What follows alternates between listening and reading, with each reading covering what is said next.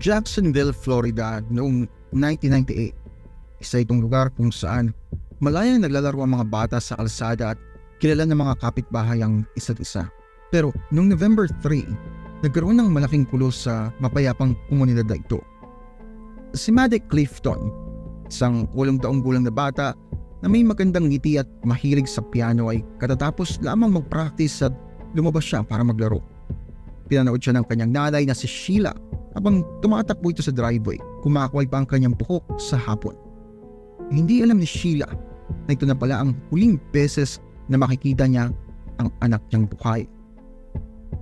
Nang tumilim na, tinawag ni Sheila si Maddie para kumain ng hapunan. Pero walang sumagot, walang tunog ng mga yapak, walang masayang sagot. Tahimik lang.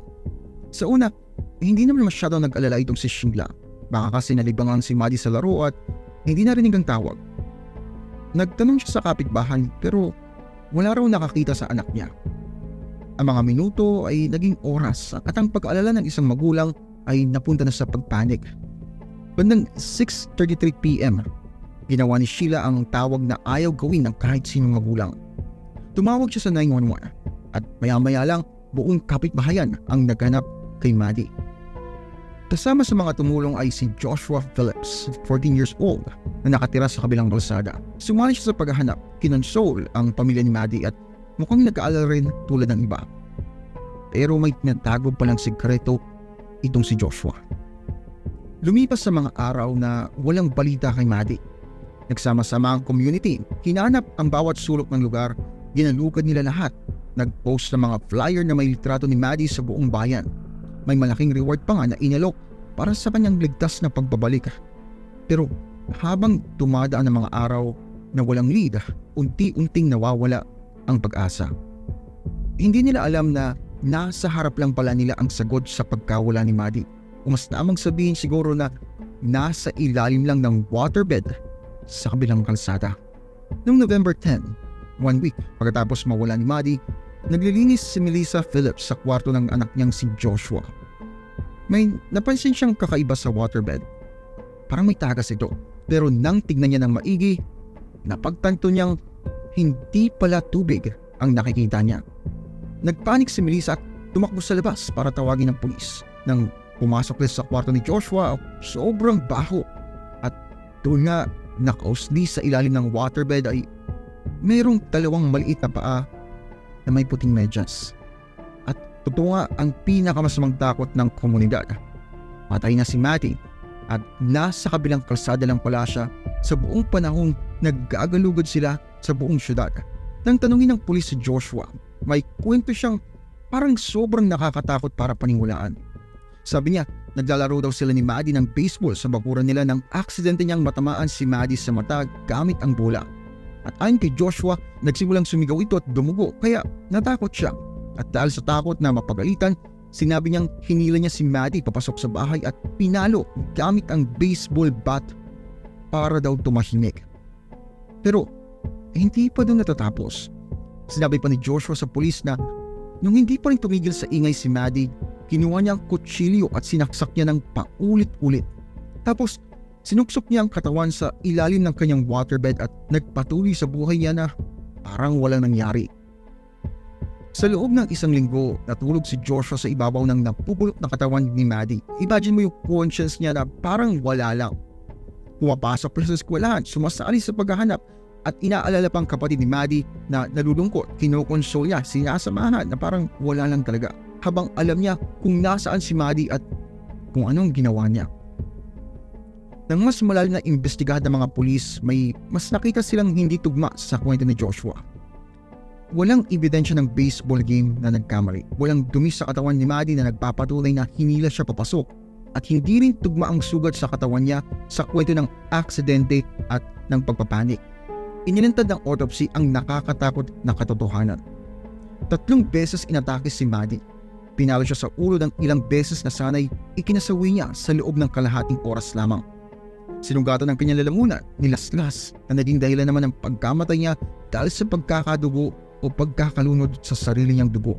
At kahit patay na siya, 9 beses pa siyang sinaksak sa dibdib at sa tiyan.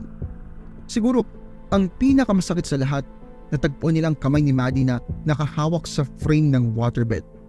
Buhay pa pala siya nang huling sinuksok siya ni Joshua doon. At nagulat ang komunidad. Papaanong nagawa ng mukhang normal na 14 years old na bata ang ganitong karumal-dumal na krimen? At paano niya kinayang mabuhay ng isang linggong nagpapanggap na okay lamang ang lahat? Nang umabot sa korte ang kaso, mas marami pang nakakagulat na detalye ang lumabas. Sa kalahating oras bago pinatay si Maddie, may nakitang marahas na pornographic na website sa computer ni Joshua sa bahay, pero hindi pinayagan ang ebidensyang ito sa korte. Kahit na 14 years old pa lamang siya, inusig si Joshua bilang isang adult. Ipinaglaban ng kanyang depensa na aksidente lamang ang pagkamatay na naging malala dahil sa pagpapanik ng kanilang kliyente. Pero ibang kwento ang ipinapakita ng prosecution. Isang calculated murder na may sexual motive ang pinagtatakpan ni Joshua. Pagkatapos ng 2 oras ng deliberasyon, nahatulan ng jury si Joshua ng guilty sa first-degree murder. Nasintensyahan siya ng life imprisonment na walang posibilidad para sa parole. Pero hindi pa doon natatapos ang kwento. Noong 2012, nagdesisyon ang Supreme Court na labag sa konstitusyon ang mandatory life sentences para sa mga minor de edad. Kaya nagbigay daan ito para kay Joshua na humingi ng bagong sentencing hearing. Noong 2017, halos 20 years pagkatapos ng pagpatay kay Maddie, humarap ulit si Joshua sa korte. Patuloy na ipinaglalaban siya ng kanyang nanay na nagsasabing bata lang siya noon na nagkamali lang ng sobrang lala. Pero sinabi naman ng pamilya ni Maddie na masyadong calculated at masyadong malupit ang mga ginawa ni Joshua para maging simpleng pagkakamali lang ng isang bata. Sa hearing na ito, mas maraming detalye tungkol sa buhay ni Joshua ang lumabas. Nagpresenta ang kanyang depensa ng ebidensya ng problemadong buhay sa bahay. Sinabi nila na mahigpit at minsan ay abusado ang tatay ni Joshua na nagdulot ng takot sa bahay na maaaring naging dahilan naman ng mga ginawa ni Joshua noong araw na yon. Nagdala rin ng depensa ng mga eksperto na nagpatutuo tungkol sa pagdevelop ng mga utak ng teenager. Sinabi nila na ang mga teenager, lalo na mga nakakaranas ng trauma, ay maaaring hindi kasing husay gumawa ng desisyon at kontrolin ang sarili tulad ng mga adults. Pero sinagot naman ito ng prosecution gamit ang kalupitan ng krimen at pag-uugali ni Joshua sa linggo pagkatapos ito. Kasi imagine mo pinatay niya yung bata. Tapos after 1 week, okay lang siya na parang wala lang, di ba? Pinunto nila na hindi lang niya ginawa ang pagpatay kundi naitago pa ito ng 1 linggo, sumali pa sa paghahanap at inalalayan ng pamilya habang alam niya ang ginawa niya. Sa huli, pinanatili ng korte ang life sentence ni Joshua. Nahanap nila na kahit may possibility ng rehabilitation, ang kalupitan ng krimen, ang brutality nito, ang pagtatago at ang pag-uugali ni Joshua ng sumunod na linggo ay lampas sa karaniwang pagkakamali ng kabataan. Hanggang ngayon, nakakulong pa rin si Joshua, nagsiserve ng kanyang life sentence. Nasa late 30s na siya ngayon at mas matagal na siyang nasa kulungan kaysa sa labas nito. Sa mga interview, nagsabi siya ng pagsisisi sa kanyang mga ginawa. Pero para sa marami, kasama ng pamilya ni Maddie, huli na ang lahat.